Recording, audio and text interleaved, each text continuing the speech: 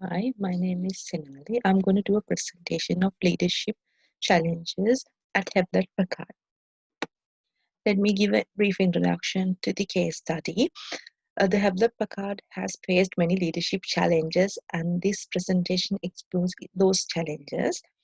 There are various changes in leadership during the occurrence. There was resistance towards organizational change, and this was a challenge the most of the leaders at HP faced, which needed a sound leadership. The First Lady CEO was Carly, who had no background in engineering. She oversaw sales and marketing at Lucent, and she re-energized the company.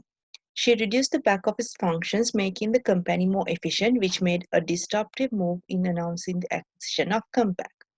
Her successor was Mark Hurd, who had a long track record of success, but in smaller company, who was aggressive in the changes made, and he laid off 14,500 employees.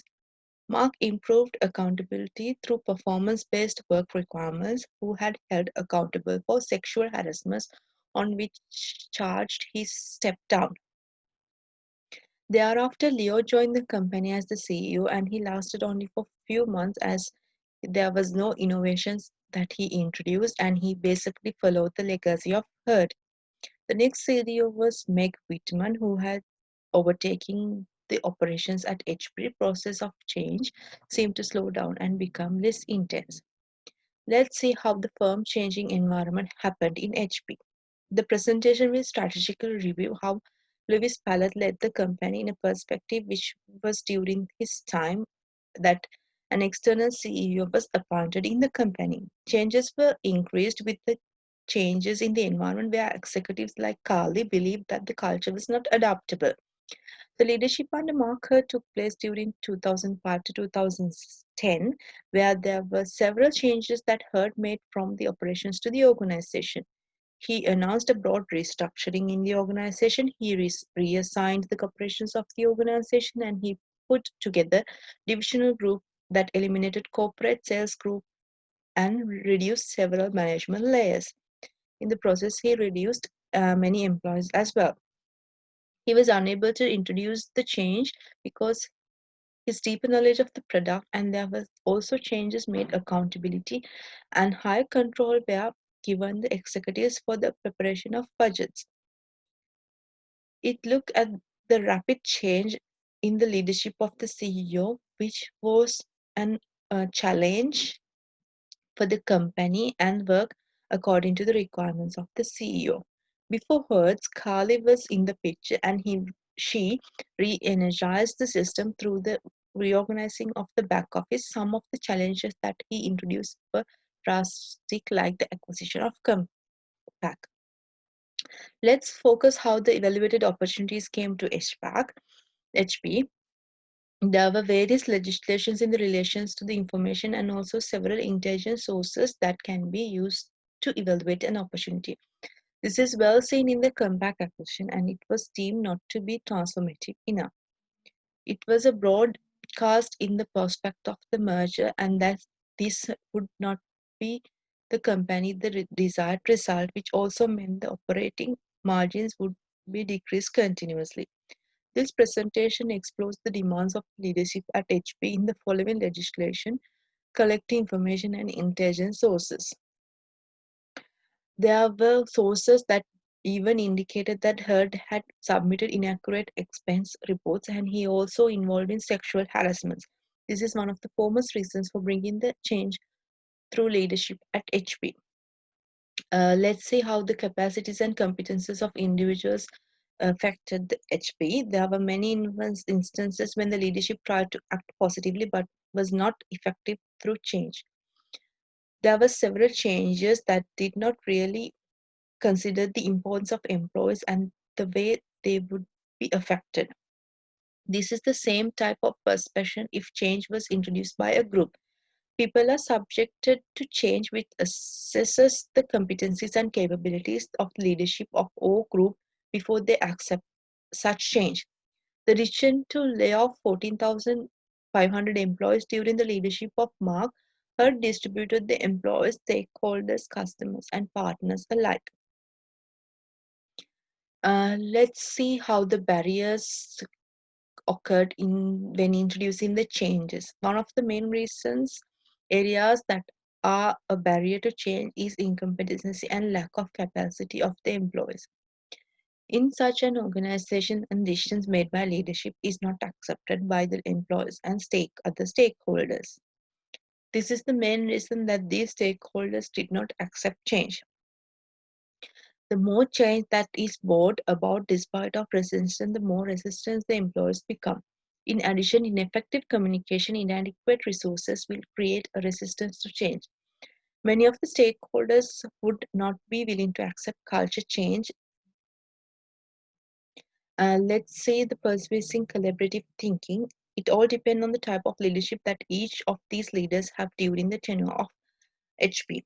The leadership characteristics of CEO that have been mentioned in the case study indicates possible leadership qualities which either ensure participation of employees or enhance the resistance during the change. When the leadership is transformational, the employees were supportive and change was easier. This is because leadership is participative. When leadership was autocratic, there was a change, but it did not benefit all the employees because its autocratic leaders is strict and tend to micromanage. Let's focus on the role of CEO in the organization. The first thing is the transformation and transactional practices that have been taken by the leader, CEO.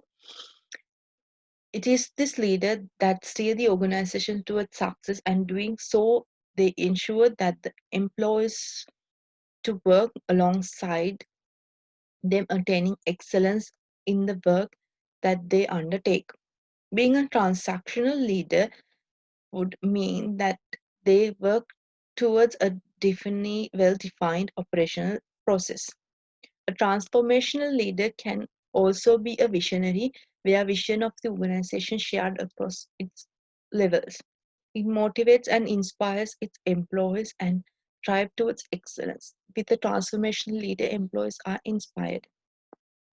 It desires to ensure that the targets of the organization are well met. Being would require the establishment of standards and norms of himself as well as the organization. A transformational leader would build a culture that has higher flexibility and independence in any situation where the culture itself will help adapt to change. It motivates employees to achieve new milestones of work. The focus of transactional leader is supervision, organizing, and performance. The first step is in talent acquisition. The best is when there is a talent pool that can be recruited, followed by effective training and development that enables the employees to provide organizational growth and development. Let's see the ways that the leader will empathize in day-to-day leadership company by integrating own emotions with cognition. Emotional intelligence helps improve the emotions and social competence within the organization. Emotional intelligence can be used as focus strategy to eliminate the mitigate the underlying causes various negative emotions. Emotional intelligence will help develop positive perceptions in the minds of employees. This will empathize with the employees and overcome challenges of change, which will also help diffuse conflict. Leadership portray positive and will be able to cognitively work towards end goals. Such people will try to respond positively in group work. The work-based relationships be managed and consistently while respecting individual differences. As individual differences will exist through the organization, and there is a need to maintain relations that takes into consideration the employees as well as work. The leadership must be able to respect individual differences, such as ways to be able to work as a team but have respect for each other on an individual basis. Teams have diverse perspectives, complementary skills, and hence they face problems in different ways.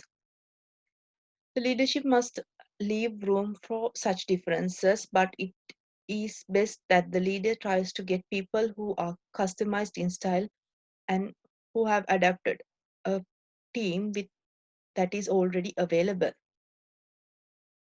As a leader, there are differences should not frustrate them. The ways personal leadership styles, destructive emotions, impulses be evaluated, monitored, and regulated. It is a destructive emotion that will bring the ups and downs of a people's behavior, where this emotion not only affects individual but it affects the group as well. The disruptive emotion can manifest in destructive behavior, which can break a team. It can cause irrational decision making, which will lead to misjudgment and erode confidence.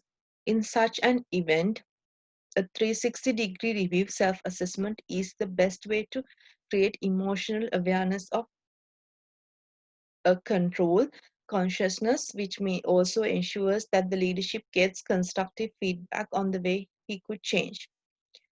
With such an assessment, there is an enhancement of ability to commit optimization, empathy, political awareness, communication, leadership, and conflict management.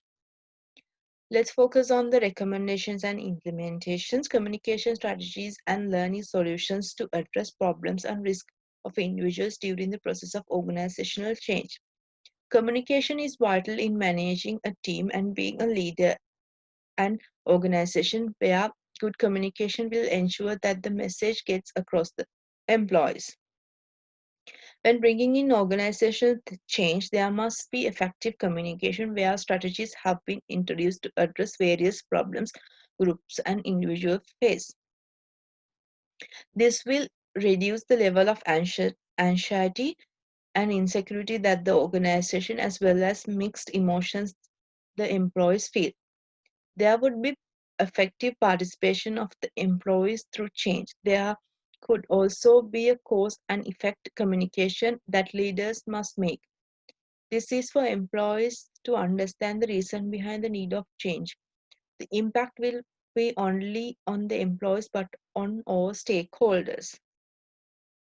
Leadership approaches to respond to implement of change of people and processes. When change is introduced by leadership, it impacts the people and processes as well. There must be planning phase to ensure that the processes are meticulously followed. In executive change, leadership must support change, and there may be instances where there will be need for guidance, support, and inspiration that will help organizations bring change. There must be an inspirational and supportive approach to change, and leadership must be able to oversee, process, and assist employees to work effectively and efficiently through change. Most effective strategic leadership style that make successful implement of change. The leadership style that best adapt to change is transformational leadership. Transformational leaders have followers and they are satisfied with the leadership, and it increases the awareness the followers have of what is right and good. This is the reason that they have willing to follow such leaders. The vision will be an eye on the future, and it will inspire the organizational employees to follow a path that will ensure them results. And that's the end of the presentation. Thank you.